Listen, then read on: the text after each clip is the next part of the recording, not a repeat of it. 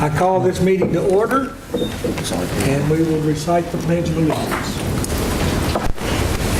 I pledge allegiance to the flag of the United States of America and to the republic for which it stands, one nation, under God, indivisible, with liberty and justice for all.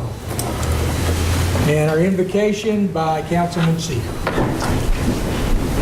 Let us pray. Dear Father God in heaven, thank you for this beautiful day. Thank you for this wonderful place we call home here in Hickory, North Carolina. And thank you for the many blessings you've bestowed upon each and every one of us. And be with us today as we hear about the bond committee's work, and hopefully we'll be getting to move on that soon. With your grace and your knowledge and your power, we say amen. Amen.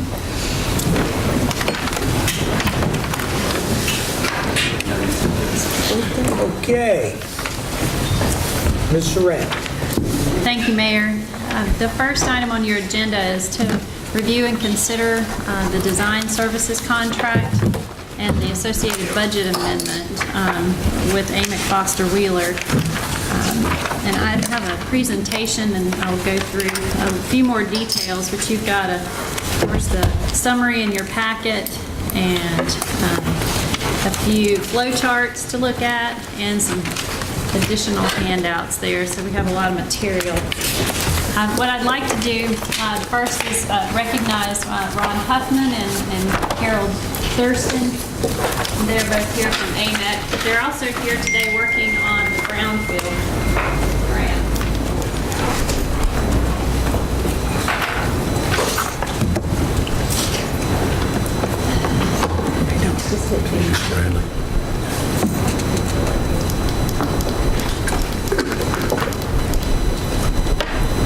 Power is off. There. Huh? We cut it off? Okay, well, while we're getting that back on, there's no worries. I wanted to just start by saying thank you to the Bond Commission members who have been very active in the selection process up to now and have participated in the interviews, have reviewed the requests for qualifications submittals. They did a lot of homework. They gave us a lot of feedback, staff a lot of feedback after the interviews, and so this really is a joint recommendation from staff and from the Bond Commission for both projects. So we're calling up in just a moment.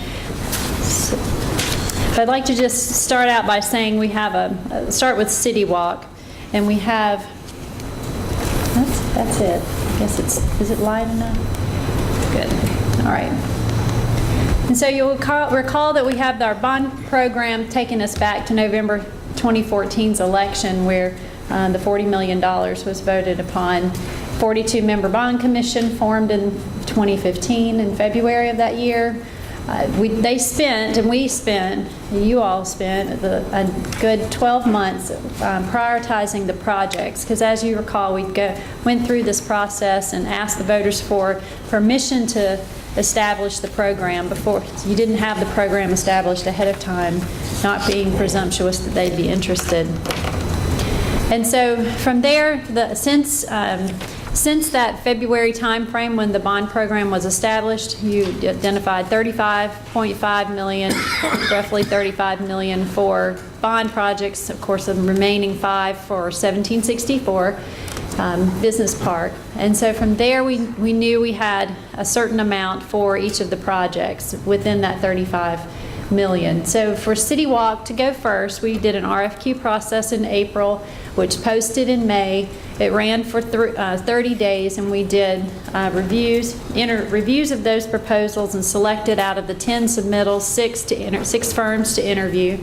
We interviewed those top 6 firms in June, along with the participation of the City Walk subcommittee members, and actually I think there were several just bond commission members from the other subcommittees as well. That process then led us to ranking and identifying who the firm that became the top recommendation, and we did our background checks and reference checks. We also then began to discuss a scope with AMEC and worked through that scope and fee development for the last 6 weeks, really. So our staff team consists of Chuck Hansen, Mac McLeod, Brian Frazier, Steve Miller, Kevin Greer, Rodney Miller, myself, and Arnita Dula. And we've spent countless hours reviewing the contracts along with Freese-Nichols staff and in conjunction with Bill Hood and Harold Thurston and Ron Huffman as well. So a lot of discussions back and forth, a number of drafts back and forth, and then finally getting here to this time with the contract negotiation here in August. We're trying to follow our timeline established by the Freese-Nichols master schedule. So we are, if it feels, at any point it feels fast, it's because we really have a finite amount of time to get the projects done, and we're trying to stay on track. Our recommended firm is AMEC Foster Wheeler for the City Walk. We felt that collectively through the bond commission members and staff that this group had a significant landscape architecture focus. There are over 5 landscape architects, registered landscape architects among the group, and you'll see those in a moment. They had a real selling point with everyone that we need our story told along the City Walk and some high design elements along the City Walk, and that would come out through some environmental signage and storytelling, of which they have a staffer, Therese Huffman, who has that specialty. They have a client relationship with Norfolk Southern. AMEC is the service provider to Norfolk Southern, and so they have a close relationship there, and we, of course, need that relationship as we move forward. They are a full-service engineering firm covering in 3 states. They have an excellent track record with productivity and timeliness delivery with us through the brownfield programs that Brian has worked with them so far on. This is the key list of their personnel, quite a range of skill sets, but the nice part about that is it's mostly under one umbrella of AMEC, so there's a lot of simplicity in there that we feel they have a lot of coordination to do, of course, with all the players.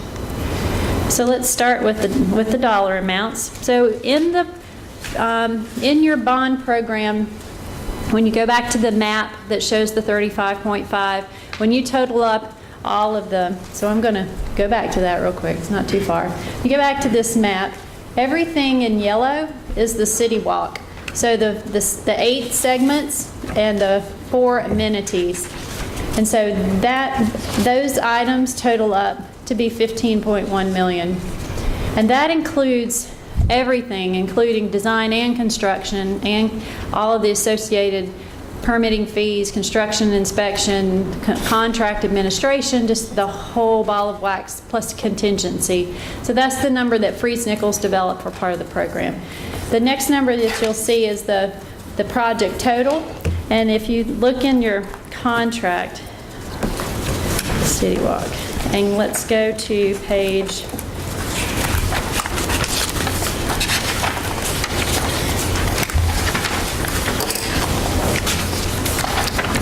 9 of the contract. They are in purple. Big total, project budget total of 11.297. So that number is a tally of the segments. Per segment, there's a detailed review of the costs per segment, and those tallies there total 11.297. What that doesn't include is obviously the design. That's the construction. It doesn't include contract or construction administration. So there are some fees that aren't listed in there, but that's the basis for which they then create their scope for design. So their scope for design comes in at, or their fee for design comes in at $997,971, which is 8.8% of the total project price. And that's sort of a rule of thumb for construction and design is sort of a 10% of the total construction is sort of a good rule of thumb. And we worked with them, did some trimming, made some efficiencies happen, and they came to that number. Let me know if you've got questions. I'll keep going, because there are a few more costs involved. So you see the design fee at the top, $997,971. Beyond the design fee, then included in this total contract dollar amount, so what we're considering for tonight's possible approval is this total number of $1,095,151.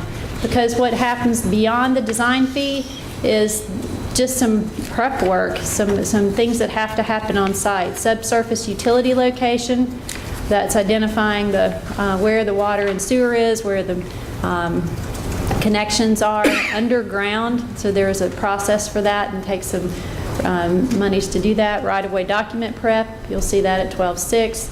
There are at least 24 site visits and inspections during the construction phase of this project that are also included. So they don't just design it and walk away, they continue through the process to be involved in construction.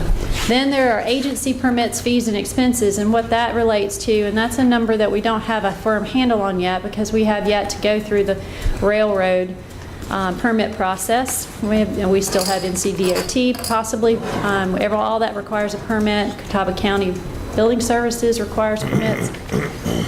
That's sort of lumped into that number for a grand total not to exceed of $1,095,151, which is still 9.6% of the total construction budget or total project budget.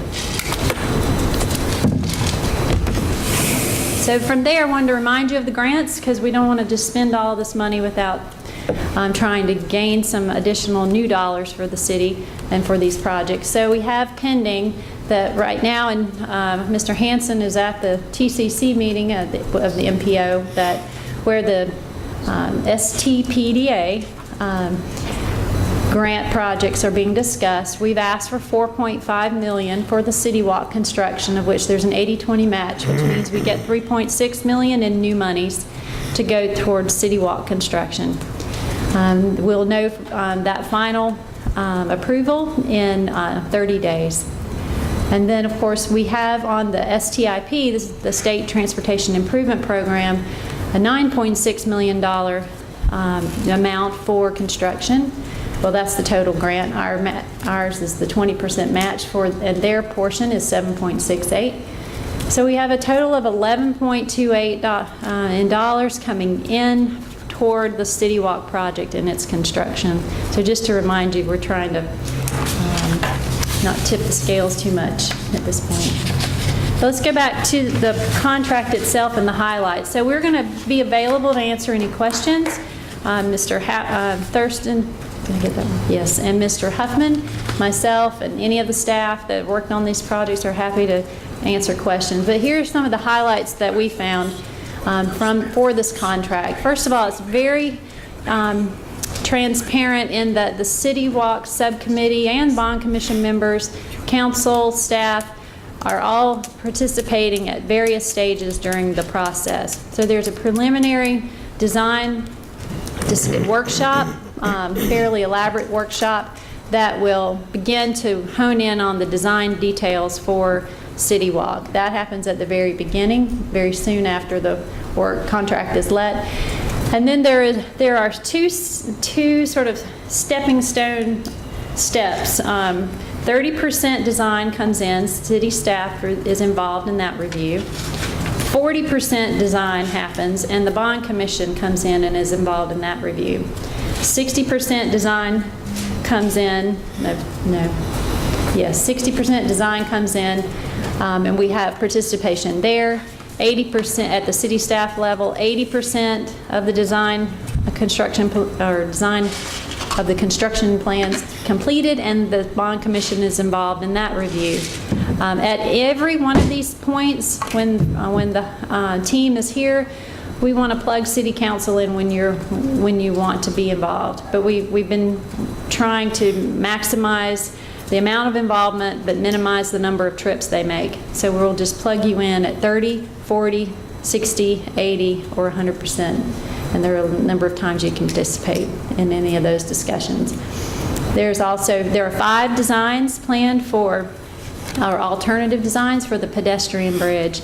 Of course, some of the STPDA funds go toward potentially improving or upgrading that bridge. So we might ask them to do 2 more elaborate designs that have a greater impact, and then maybe a few of those designs have slightly lesser impact, and let the Bond Commission make a recommendation to you about which one they prefer. And then there are 3, there's the redevelopment of Union Square. So that has always been in the land design plan. It was on the Bond Commission as an amenity. It's about $800,000 listed on that plan map. But they plan to sensibly update the look of Union Square. And so I don't know what that becomes, but as landscape architects, they have some wonderful ideas. So just more of a cosmetic upgrade and not a structural total change of use. We still want it to be the great, wonderful space. The sails stay in place, but maybe just some of the amenities change a little bit. Restrooms along the city walk, at least 3. 1 redeveloping the existing restroom, and then potentially 1 at the TI parking lot, and 1 at the west end toward the Friends of, or the Lowe's Foods Park, Friends of Hickory Park.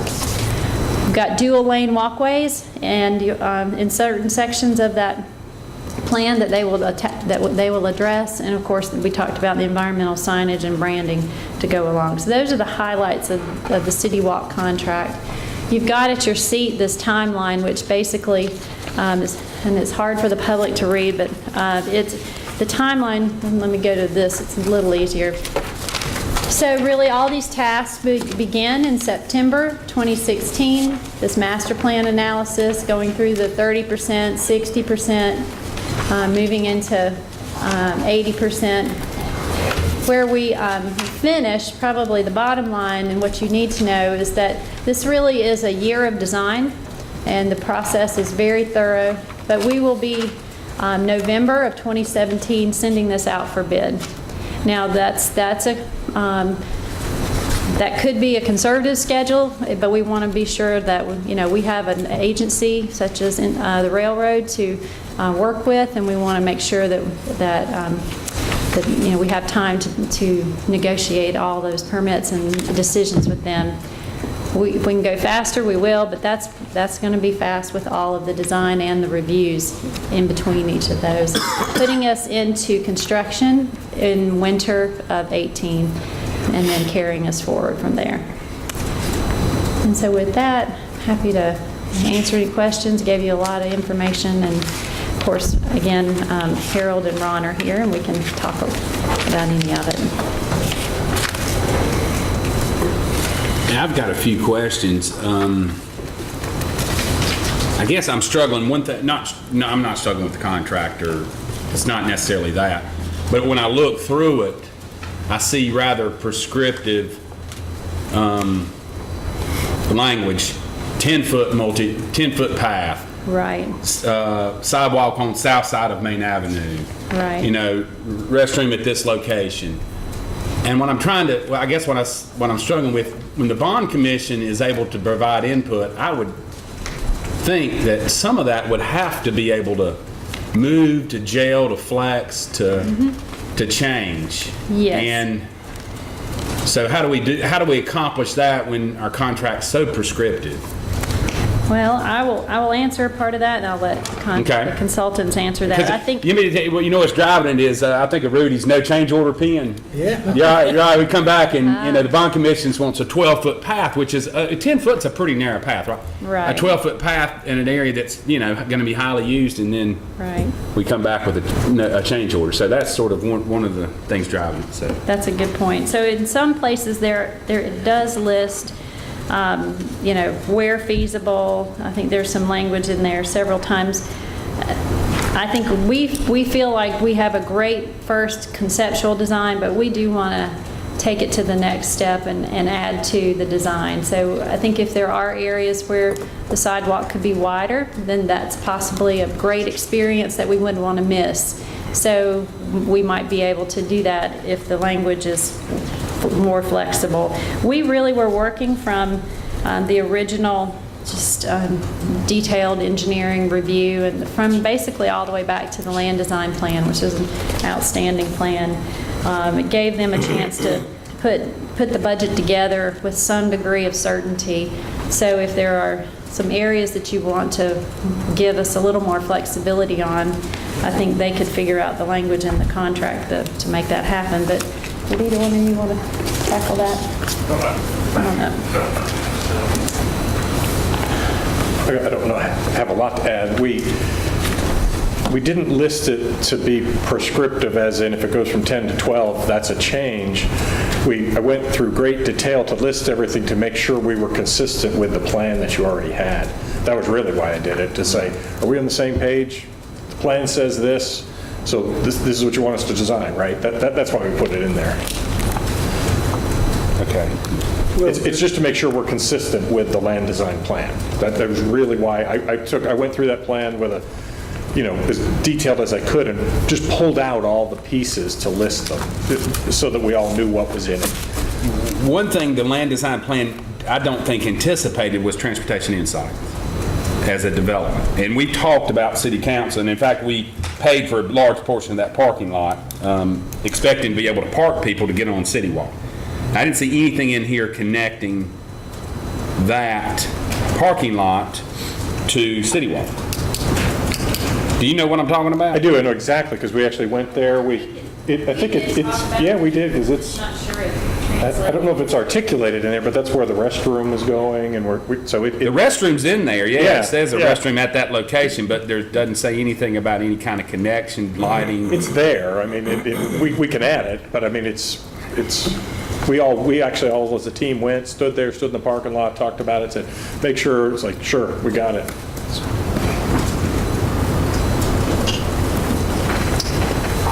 I mean, should you revise the contract before us to include that, or are we just to sort of?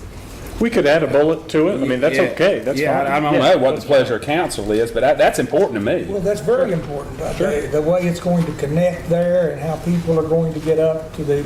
Absolutely. And I'm getting into something. We have left this up to the staff and the bond commission. But we've got to get the people from that parking lot up to the pedestrian bridge. Up on the trail. Yep.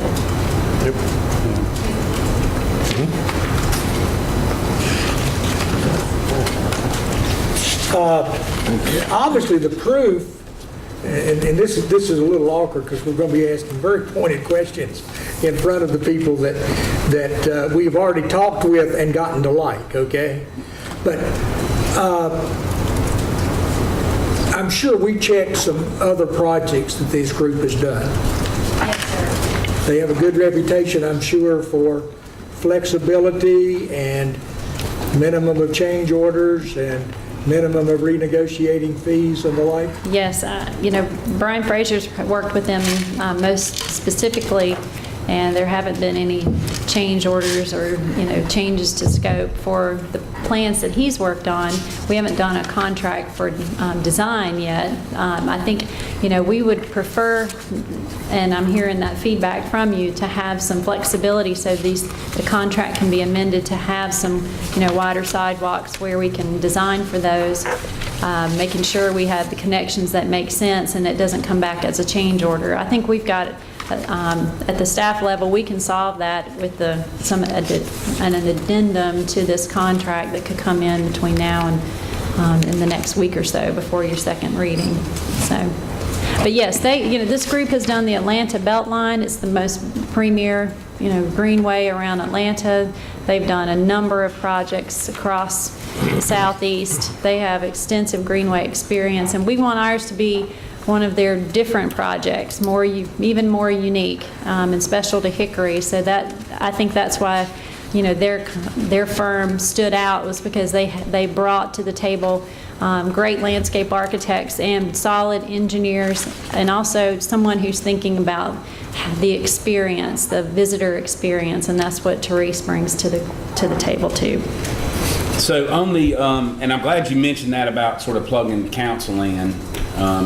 But I don't know that you need to address this in the contract, although it's prescriptive in the contract about how many times they're going to come up here and at what points. But 60, 80, somewhere in there probably needs to be at a council meeting so the public can kind of see. Oh, certainly, and Yeah, those right. would, they will, Yeah. yes, they will be Yeah, public right. It's- meetings, yeah. always, yeah. Yeah, and then a lot of times you'll see like design development type drawings. Is that what that means when you say design phase, master plan refinement? That's a design development drawing? Exactly correct. Yeah, okay. That's probably a touch point for city council too.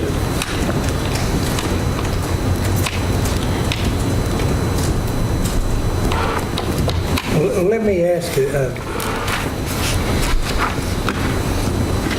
the bond commission came back to us with, my recollection, 34.5 million. 35 and a half. Excuse me, 35 and a half. Okay. You're right. 4.5 million actually left for the Right. park.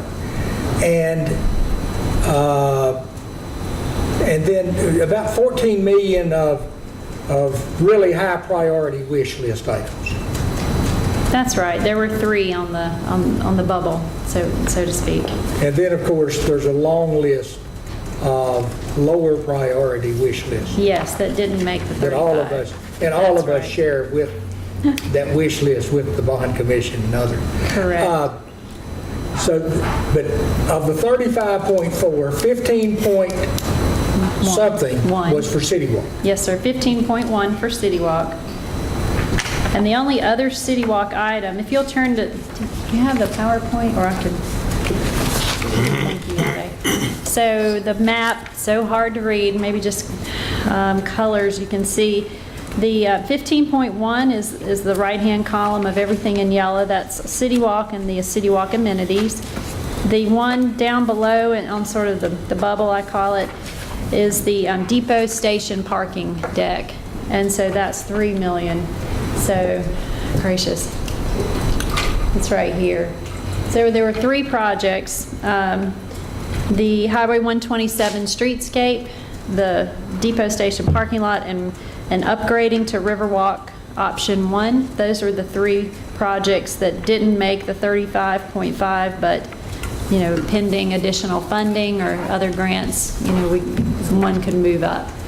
Well, you have not considered the STIP grants.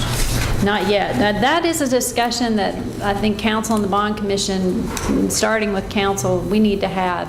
So what do all the grants do in terms of satisficing the cost of these projects, and does anything start to move up, or do you know, how do you account for those grant dollars? You mean the 14 million? Certainly, yes. Yes. Well, we've been saying that we're going to spend 100 million. Yes, I heard that. Let's don't let that get into the paper about what That just means we got to keep finding grants. That's the way I look at that. That, and I think there's opportunity. This begins the opportunity for sort of that private. The Friends of Hickory's already started it, right? Exactly, So the City correct. Walk presents another opportunity. Exactly. Snowball. Mr. Lackey's contributed already. Exactly, yeah, good point. Yeah. So, That's right. yeah, I think hopefully some momentum will be gained there on the private side. So we assess the, now the way this works, the public here may not realize it, but we make the decision on who we want to work with based on qualifications, and then we negotiate the price. I don't know why that's different from selecting accountants, for example, or some others, but that's the way it is, right? So what we do is we assess the reasonableness of their fees based on rule of thumb percentage. We base it on what we expected the design cost to be going in. We had some range that we expected. And then we assess the reasonableness of it based on the hours and the rates. And the rates, we look at all of that, and you have that all in your spreadsheets there. So we have poured through that, we've talked to them about who's spending time on which portions, and is that the best way to do it, and we've trimmed where we could, they've trimmed where they could.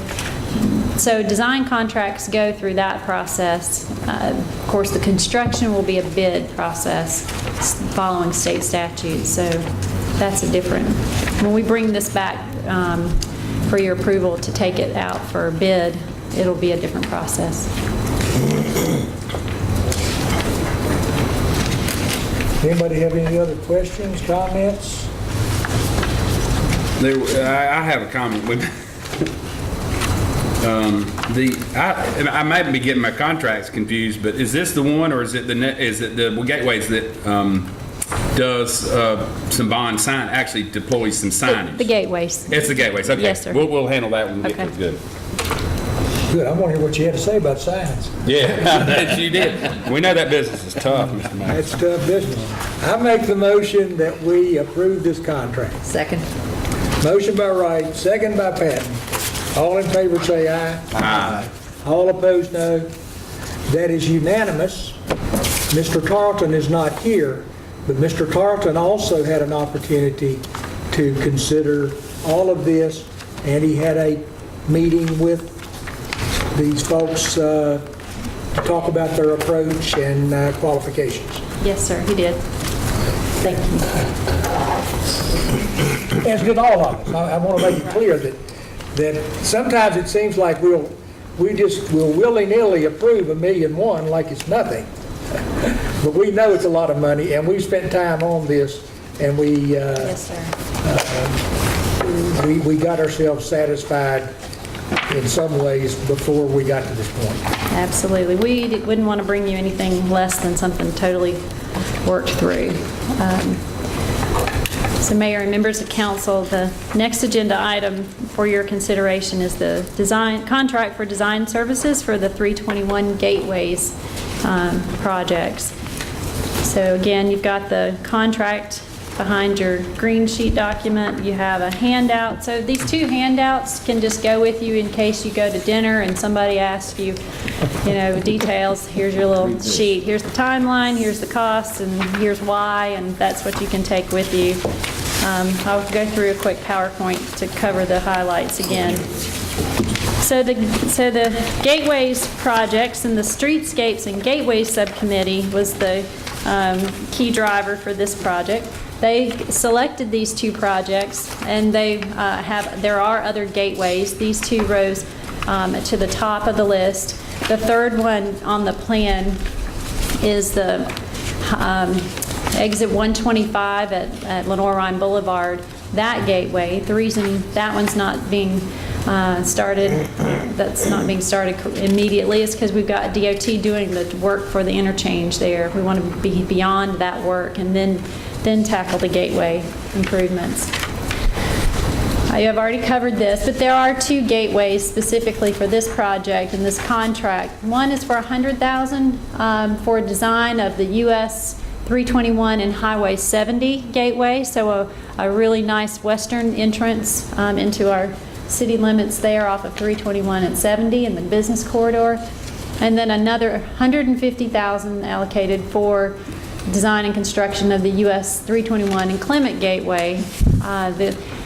This gateway ties somewhat into Hickory baseball, to the Crawdads, our stadium, and it's a little bit more obviously north of the 70 interchange, but it definitely is a gateway traveling down Old Lenore Road into the heart of town. So both of these, the Streetscapes and Gateways Subcommittee felt were super important to tackle. So again, we followed the same process, but different work done by different groups. We had a separate RFQ. We did the staff review of all those submittals. We did interviews with the top firms in July. We got feedback. Of course, the Gateway Subcommittee members were, did I write that? Oh, goodness. The Streetscapes and Gateway Subcommittee members observed the interviews and then gave us feedback. We had, hour-long discussions, more than that in some cases, for these to gather that feedback. And then we moved from that stage into the scope and fee development meetings with staff. Freese and Nichols also participated in those reviews of the scope and the fee. And then we, of course, got into the final contract discussions, all of which AMEC was very prompt very responsive, really super easy to work with. We found that they could be the recommended firm for this project as well.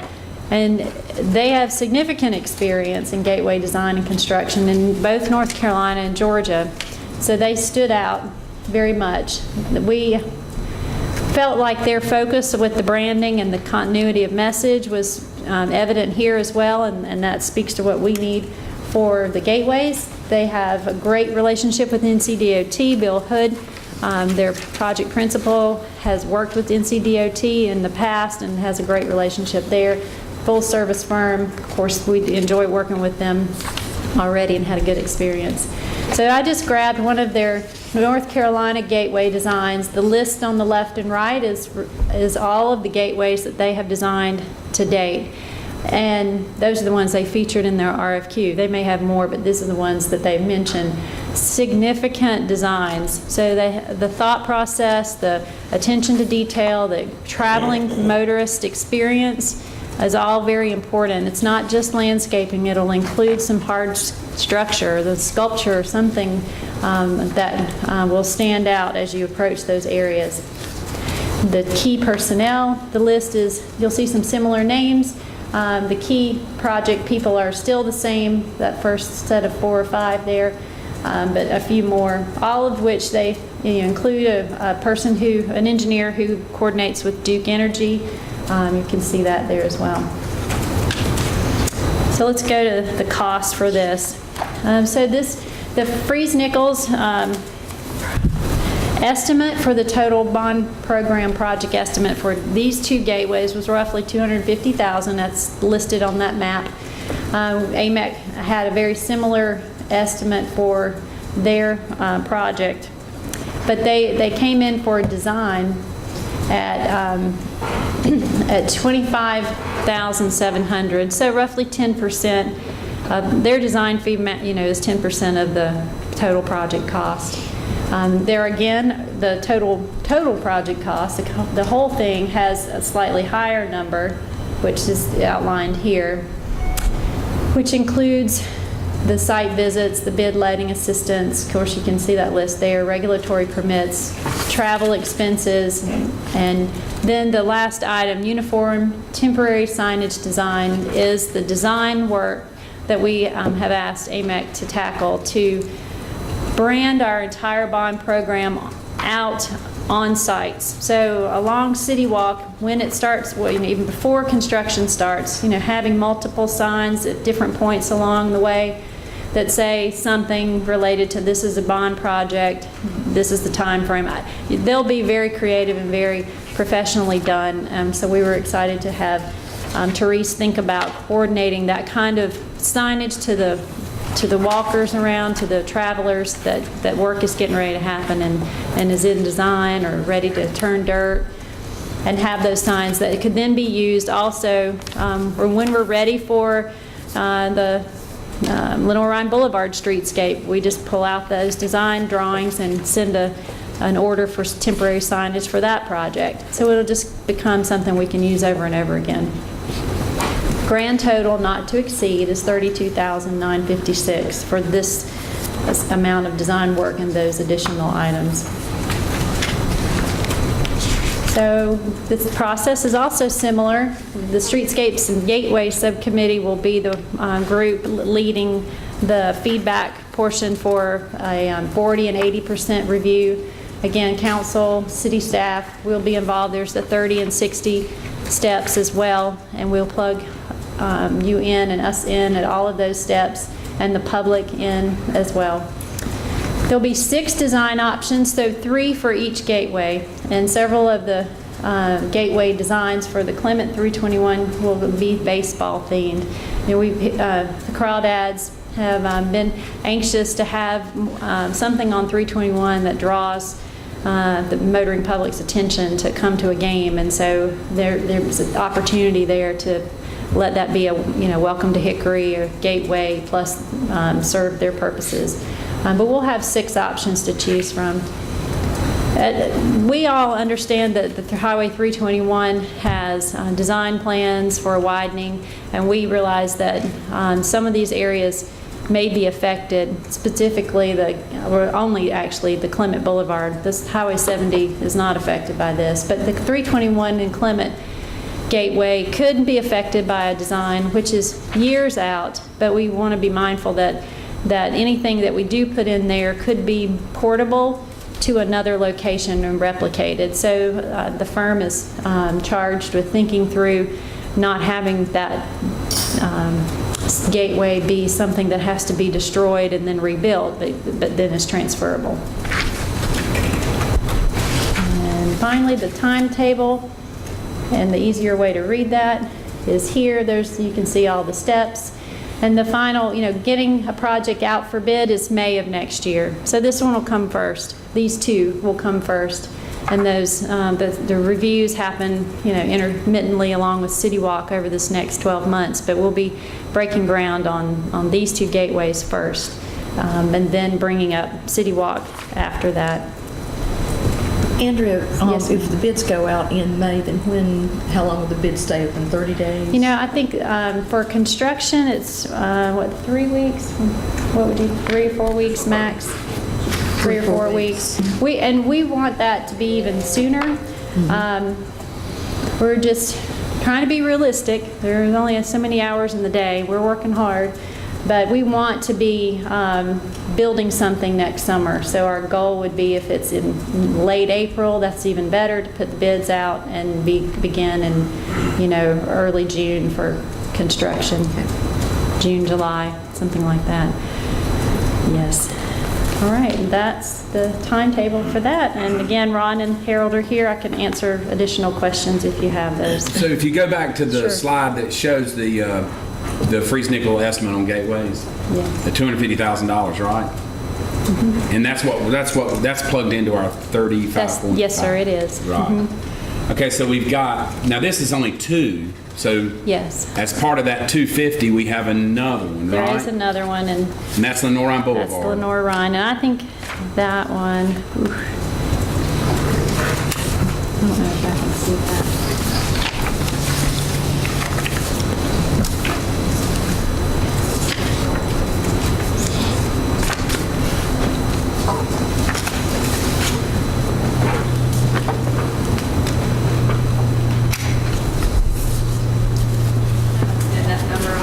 Yeah, that's fine. It doesn't matter. I guess it really doesn't matter in terms of the detail. It's slightly more. I want to say it's 400, 450, something like that. I don't think it's over 500,000 for that gateway. Oh, Is that what you're asking? no, I think I'm asking, for this contract, we get design of 2 gateways. Yes, sir. 2 distinct, are they, and potentially different, because one's a baseball theme, maybe, Yes. one's something else. Lenore Rhine Boulevard will have to do another design contract, Yes. is that right? Yes, sir. Okay, Yes. okay.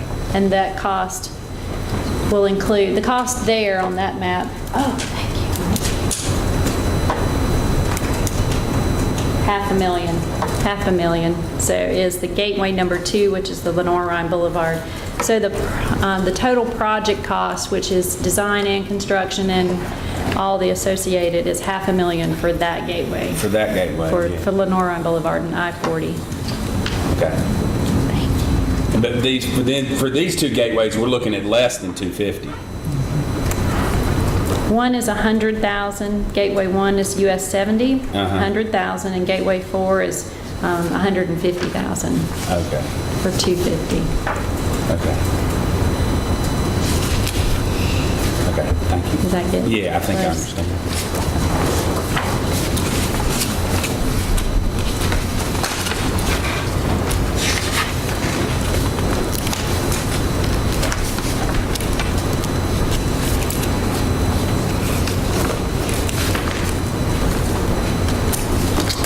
Any further questions, discussion, motion?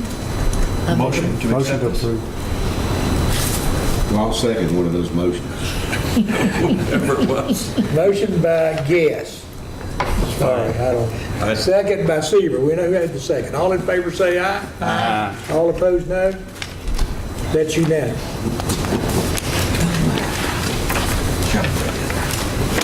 Okay.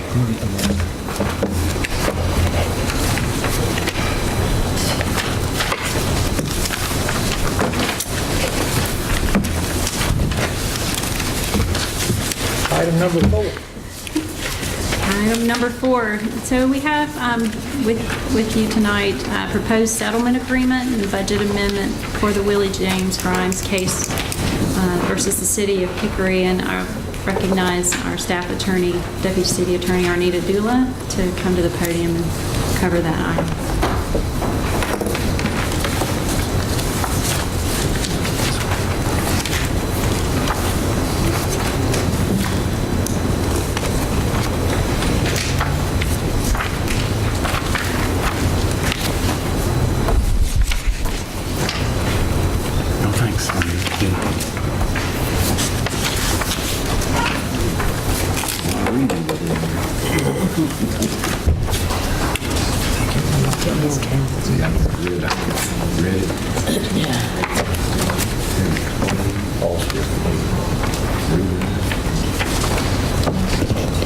Thank you, Mayor, City Council,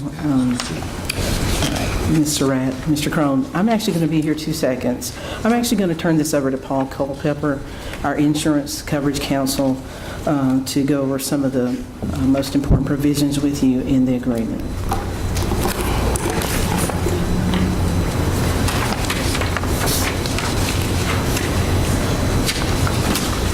Good afternoon, Council.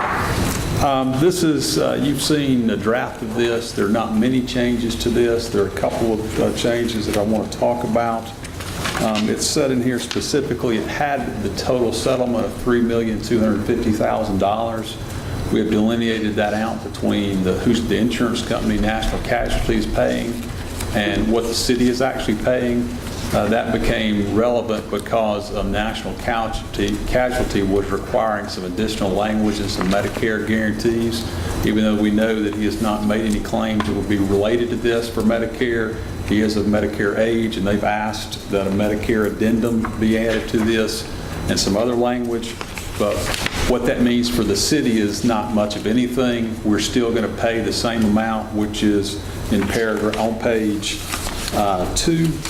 It's delineated in the number 1, payments. The city is responsible for $2,250,650. It's going to be paid by September 9th, which is after the second reading, and you will get a complete release.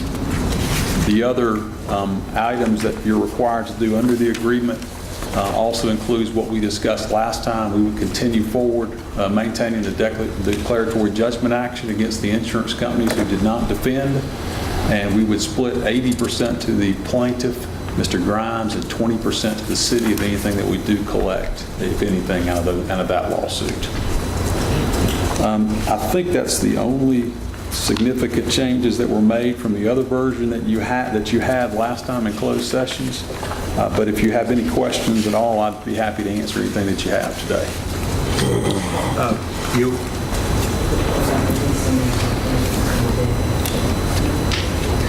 Okay, Arnita brought something up. We will be releasing National Casualty from the deck action, but that wasn't contemplated. I mean, they're paying their money under their $1 million policy. They have also provided an affidavit that they had no other policies, and they performed a search to determine they had issued no other policies which would have excess coverage or any other umbrella coverage for that time period, which would be applicable to this coverage situation in this case. There are no income tax liabilities for the city, right? There are not. There is actually a specific provision in the code which addresses wrongfully convicted individuals.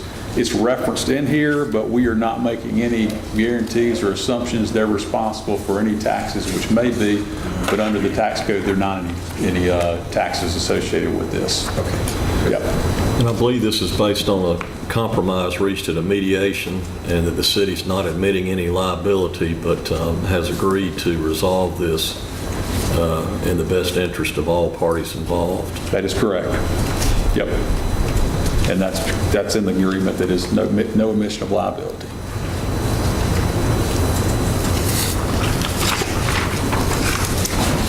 Any other questions?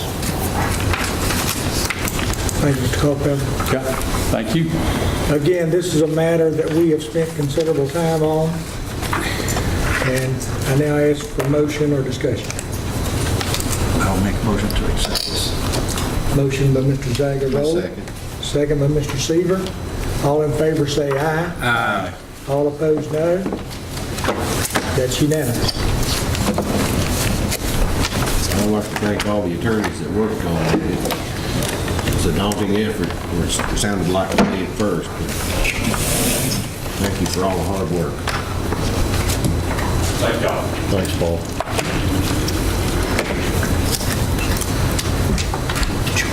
Mayor, the next item for your consideration is an acceptance of a grant that we received from the Downtown Revitalization Award from the Department of Commerce in the amount of $94,340. We received this grant, and the reason it's on this agenda is because the submittal to say we are interested in receiving the grant happens we need to submit online, but before September 1st, and we only received this document last week after your council meeting, so we just needed to make it timely. And so I'd like to recognize our Public Services Director, Chuck Hansen, to come and talk about the lighting project. Thank you, Ms. Surratt. Again, Mayor, members of council, she explained the first step of this is we've basically been awarded $94,340 in a month time frame, give them back a proposal of what we're going to do with that. October, issue contract documents and complete the project by March, end of March of 17. So it's a pretty quick time frame on that. One of the things we've been sort of working on prior to this, knowing we were available for this money, and again, it is tied to some Main Street communities across the state, and it is intended to be utilized in downtown areas. So, you do have a target to start with. So one of the things we've been looking at and talking with Duke Energy all along, or up to this point prior to this money, was how to start converting our downtown area to LED street lighting. We have a mixture of mercury vapor lights down there, various wattage, mixture of high pressure sodiums of various wattage, mercury vapor, sort of the white light, high pressure sodium, sort of that yellow orange glow light. And in this case, most of the street lights that you see downtown are Duke Energy's lights. We pay a per month fee per light for those. Most of the city parking lots are City of Hickory lights. We maintain those and the poles. Again, those are a mixture of high pressure sodiums and mercury vapors. Duke does have a program. They're starting to phase out the mercury vapors. If you really ride in a few places downtown, you'll see a new looking light fixture that's pretty thin and almost rectangular, and it is a LED. So a couple of their mercury vapors that have gone out, they've replaced with LED lighting. They do now have an option in your packet on, you'll see some photographs on I think picture number 2, which is on the first page of the photos. That fixture actually is really right out here, right outside of City Hall. That's what we call a teardrop fixture. That's what we're proposing to install where we can. A little more decorative type fixture. So what we're doing right now and have started with Duke Energy, we've met with them a couple of times and they're working up. And again, this isn't a dozen lights. This is a few hundred lights by the time we're talking about sort of the downtown area as a whole. This just isn't Union Square, for example. So when you see these type poles in this photo, these are Duke Energy's poles. That's sort of our target area to replace these lights in. And there's a couple of different rate structures. There's a couple of charges related to decorative lighting, which this teardrop would be a decorative. This is LED too, but it is a decorative fixture, so there's a charge related to that to put in as a new fixture. All of that has to be worked through, and they're working on that price to come back to us with right now. Also, we've done some experimenting with some retrofits of what we call our shoebox fixtures in the downtown area. And we the city, own the lights on 2nd Street sort of beside Hong Kong Cafe, and 3rd Street by Community One Bank. Those we've been working with more of a local company to build an LED retrofit for those. We've installed 2 of those as you go into Union Square. Union Square are those lights too. We've installed 2 of those for a trial basis. One's a little brighter than the other. We like the brighter one better, actually. It's sort of obvious, but we needed to see what it was really looking like on the ground at nighttime. We've also built one for what you know as the post top lights on Union Square, the acorn lights. Those are the city lights too, so we built a retrofit kit for that. Those we would install with our own forces. So what we're looking to do with this grant is to go as far as we can, in simple terms. If we can't get the big box, the big block of lights converted, do we make a decision to hit the intersections and maybe along Main Avenue, which will relate to our city walk at some point? And then the others would be LED Cobra heads, which is the fixture. Let me show you one of the pictures. Get the number right here.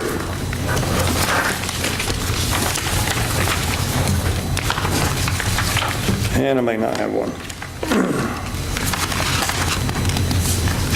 Yeah, I don't have a good picture of their LED fixture, but it's a thin, pretty thin light. It's like the lights you see at Transportation Insight. Is it on did I miss page one? 1? I'm It's sorry. in the background, isn't it, behind? Is that Photograph 1, is that the one in the background? Yes, it is. Yeah. Good catch, Mr. Lael. If you look to the right of the right-hand traffic signal, not the light that the signals are on, but the one behind it, that's what we call a Cobra head LED fixture. It's a little flatter looking fixture. Those are actually the same lights that you see over at Transportation Insight in the parking lot. Okay. Those are LEDs. So we've basically got 2 options we're going for on the street lights. One is the teardrop decorative fixture like you see right outside City Hall, and then this photograph number 2. And if we can't get those everywhere we want to due to price, then we'll step back and put the Cobra heads in to blend with the decorative fixtures. Just don't know what that cost is yet because we're working through those few hundred lights to figure out the mix and match of the cost. We're also looking to convert some of our own parking lot lights out of that money. Duke does not know the value of this by us anyway. I'm not saying they couldn't find it, so we didn't have here's the check we want to spend. So we're working with them on the price of that. We've also asked them to give us a price for painting their poles black to match really what our city standard going forward would be. The same with us, if we upgraded our lights, we would look at painting the poles and the fixtures black as that upgrade too.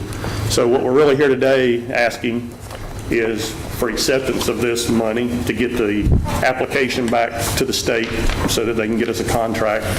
And in the meantime, we're still working with Duke to see how far we can really go with this $94,000 between Duke converting and us converting to LEDs. Again, this is related to safety, related to more uniform light.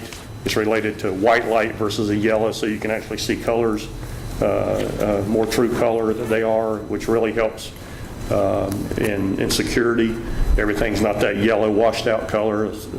A silver color car under a high pressure sodium looks like a yellow car, almost an orange car. This will actually show some true colors, and it'll be obviously a more uniform look to it. Anything that we do with our city walk going forward will be LED lighting. Transportation Insight parking lot that is there is LED lighting, so it's going to sort of start tying things together a little more uniformly. Would you kind of would you hold off on Union Square until you sort of see how the design development progresses? Because you don't really change out, you wouldn't want to change out a lot of fixtures. I think what we're looking at is the parking lots first, and then as this design that we just talked about evolves, because some of those poles will probably go away. Right. And be changed out. And that's the sort of the timing of it a little bit. Okay. Yes. Don't you have some of our poles are dark green, aren't they? Basically, all the poles downtown are dark green. Okay. There's a shade 1 that is Duke dark green and a shade 2 that is Hickory dark green. But they're both hunter green, essentially. Okay. In simple engineering terms, they're both hunter green. And what we're seeing from our design goals citywide going forward with city public properties, benches, lighting, poles, all of that is of the black color versus a green color versus a gray or anything. That's part of what we worked through with land design to come to a common direction for public spaces. Certain bench type, certain color, in this case black, for those type of fixtures. The question is can we afford, I think the first goal is to get the lights converted. If we can't afford the painting now, that will come. So we're trying to see how far we can really go with the money. I just don't know what that cost is. First step is getting this $94,000 so we can start going forward with it. So your thought is to repaint the green ones black, right? Yes. The ones that logically make sense now, based on exactly what Mr. Lale said, ones that we think is probably going to get adjusted with the City Walk project, maybe you don't do that just yet, but that, and you'll take sections there. I think one time there was a drive to paint everything green. That's why they're green. Poles. We still had some red ones. Now, is it white that we're trying to go with for the trucks?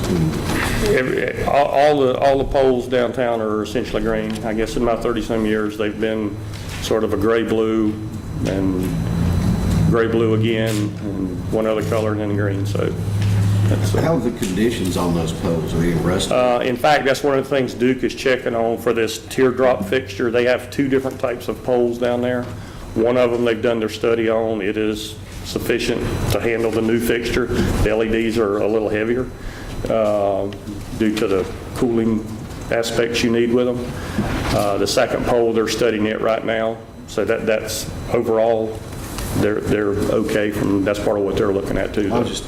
Our poles. I had a friend, a pole fell on his car. I understand, and that's something you have to watch. We've rebuilt over the last 10 years. We've rebuilt 15 or 20 of our own poles for that very reason. What's it, green or black? I don't know. It's pretty heavy though.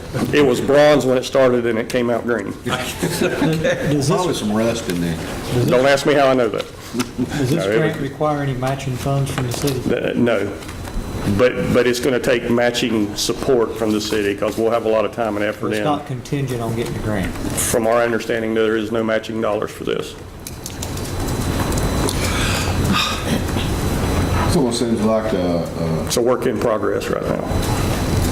A rural economic development for a downtown revitalization.